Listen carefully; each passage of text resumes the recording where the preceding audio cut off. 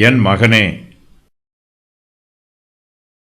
என் மகனே, அறிவை தரும் வார்த்தைகளை விட்டு விலகச் செய்யும் போதகங்களை நீ கேளாதே. ஒரு சில போதகங்கள் நமக்கு நன்மையை தரும், வேறு சில போதகங்களோ நமக்கு தீமையை தரும். ஒரு சில உபதேசங்கள் நமக்கு அறிவை தரும், வேறு சில உபதேசங்களோ அறிவை தரும் வார்த்தைகளை விட்டு நம்மை விலகச் செய்யும். நாம் எப்படிப்பட்ட உபதேசங்களை கேட்கிறோம் என்பது மிகவும் முக்கியமானது. நமக்கு ஜீவனுக்கு ஏதுவான உபதேசம் தேவை, அழிவுக்கு ஏதுவான உபதேசம் நமக்கு தேவையே இல்லை. ஒரு சிலர் தங்களுடைய தவறான உபதேசத்தினால் ஜனங்களை கெடுத்து விடுவார்கள். அவர்களை நீதியின் பாதையில் வழிநடத்தி செல்லுவதற்கு பதிலாக அழிவின் பாதையில் வழிநடத்தி செல்வார்கள். அவர்களை பாவம் செய்யுமாறு தூண்டுவார்கள்.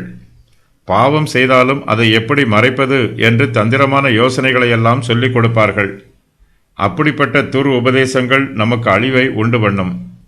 வாலிபர்கள் அறிவை தரும் வார்த்தைகளை கேட்க வேண்டும். தங்களுக்கு ஜீவனை கொடுக்கும் போதகங்களுக்கு செவி கொடுக்க வேண்டும்.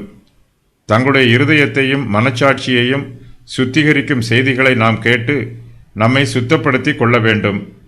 துர் உபதேசங்கள் நம்முடைய இருதயத்தை அசுத்தப்படுத்தும். வாலிபர்கள் ஞானமுள்ளவர்களாய் இருக்க வேண்டும்.